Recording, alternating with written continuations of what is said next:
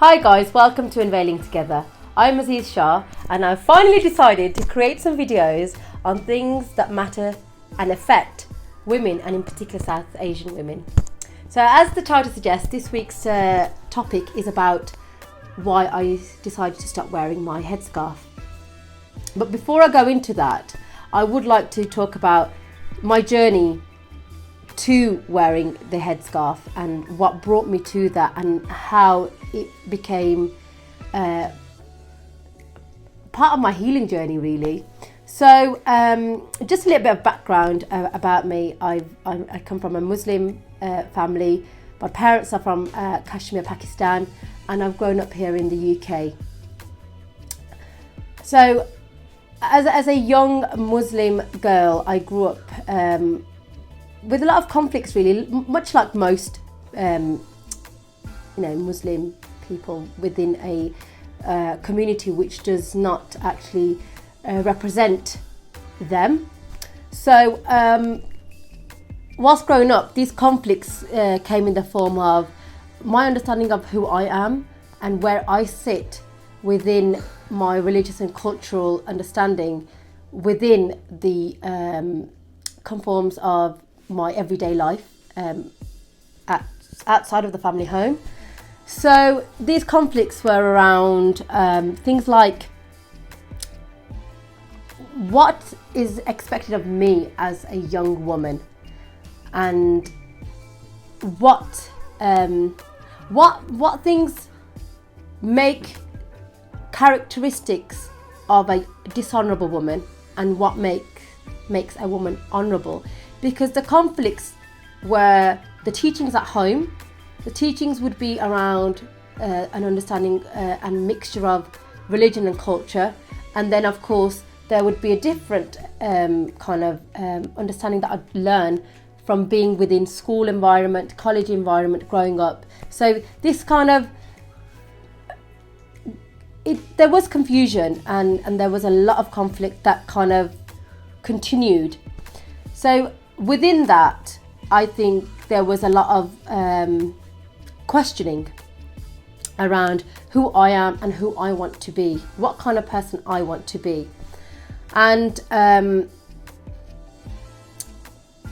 think when I got to the stage, I got married very early on in my it was my late teens I got married. So then I had children obviously soon after that, and life was kind of quite good for a bit. And I say that in the context of my understanding at the time. So, having healthy children, having a job, having a home, having a car that I wanted, these are the things in your 20s, in that days part of your life, you see as goals. So in that context, I had achieved or was achieving all the goals that I had preset in my mind from a young age. So it got to a stage where my mental health was going downhill. There was a lot of things going on in my life that started to kind of surface. To a point you could say my midlife crisis came really early, like early 30s. In fact, I don't even think I hit my 30s mark when that happened.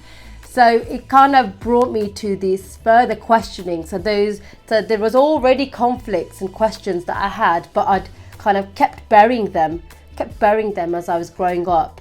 And it got to this stage where I thought, okay, who am I? What is my purpose in this life? And where do I fit within my community or within my family? And so all these things, along with other factors as well. So it wasn't just that alone. There was other factors that were stemming this, that things that were happening in my life.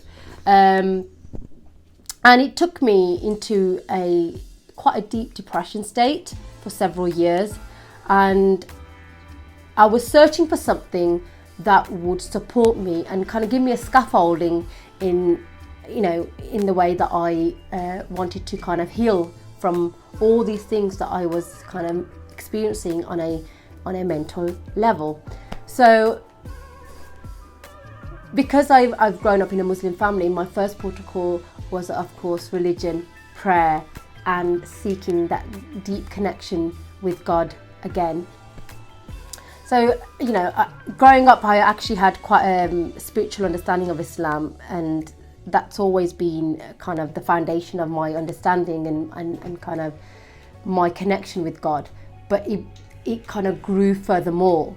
And as that grew, I felt this level of gratitude that I've had that support from my Creator, and in return, I want to do something to kind of give thanks.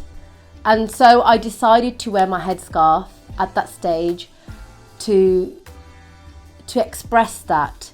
And it was, let's say, it was part of my journey. It was me sacrificing a part of my identity, covering my hair up, which was always out there, bold, big mane. And it was just a way of me expressing my love for God. As my kind of mental health started to tame down, and I started to kind of resurface again, in a way, you could say it was like a little rebirth.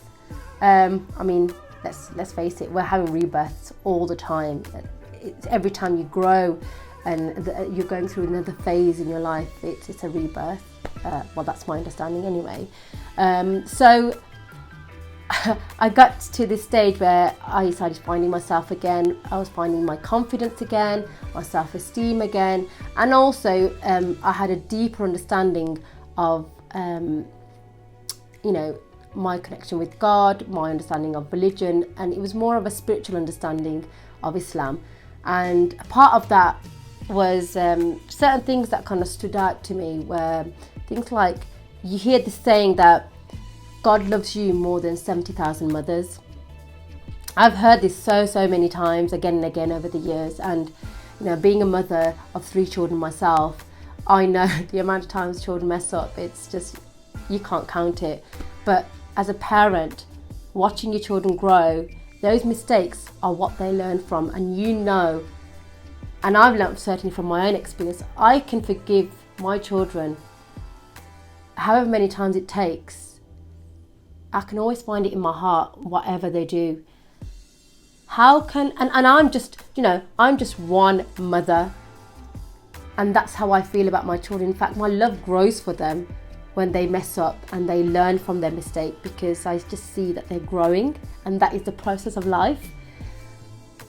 How can a God who loves you 70,000 times more than any mother kind of punish you if you didn't wear a headscarf? I mean, it's not the 6th pillar of Islam, let's face it. It's ultimately, Islam gives us choice. And I've heard so many people say, it's a necessity, you have to wear it, it's compulsory. I don't think there's anything that's compulsory in our religion, really.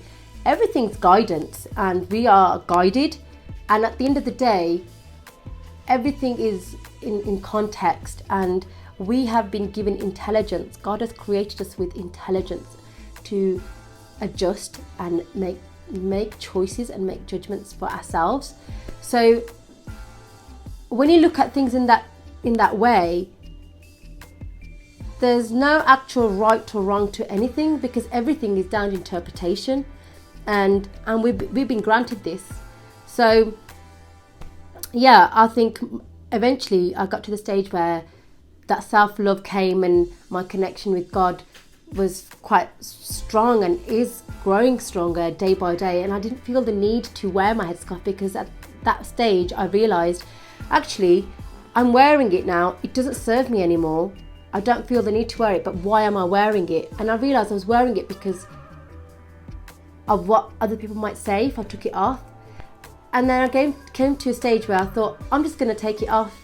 Who are these people, and why am I doing it to please them? I have nothing to prove to anybody. So it wasn't an easy journey taking it off. It started off not wearing it when I started off not wearing my headscarf when I would go out to see my friends, going out for meals or, days out. And then it got to a stage where I was going into my own community and I would see certain judging eyes and I would try and slip it back on. I did it a few times like that, and then I kind of thought about, like, I am not being true to myself when I do that. Like, I am thinking about these people's judgments and they are forming me, like they're directing me to do things that I actually don't want to do. So eventually it got to the stage where I found the guts to kind of be brave enough and say, actually, I'm just going to do whatever I want to. Let them judge. They're going to judge anyway. They're going to make comments anyway. So just be real. So yeah, it wasn't easy, but I did it. And it doesn't make anyone less of a Muslim or a woman less honourable if she doesn't wear a headscarf. Actually, religion and worship is a very personal thing, and it doesn't need to be publicised with anyone. I think when you get to a certain stage in your life, you realise the only opinion that should matter to you is your own. Everyone else's doesn't matter, because if you live to please other people, you will never ever achieve the goal, because it's unachievable. So yeah, that's it, guys. It is literally my journey, and the things that I've shared are my opinion. And I know there's going to be people out there who would probably want to challenge me and come out with the haram police, but hey ho, thank you very much. I welcome any constructive criticism or any genuine discussions someone wants to have in the comments. More than happy. But if you're going to sit there and give hate and be the pious Muslim sitting at home giving me a headache, don't even bother. Don't bother, you get blocked. But yeah, let that be a warning. Whatever, however you want to take it. Haram police, stop right there. But anyway, so yeah, that's it, guys. Thank you for watching. I hope you enjoyed my little video, and so I would like to create some more videos and kind of see how it's received. So if there's any comments, please drop them below. Please do follow me on my Instagram, which is Unveiling Together, and like and subscribe. Thank you. Bye.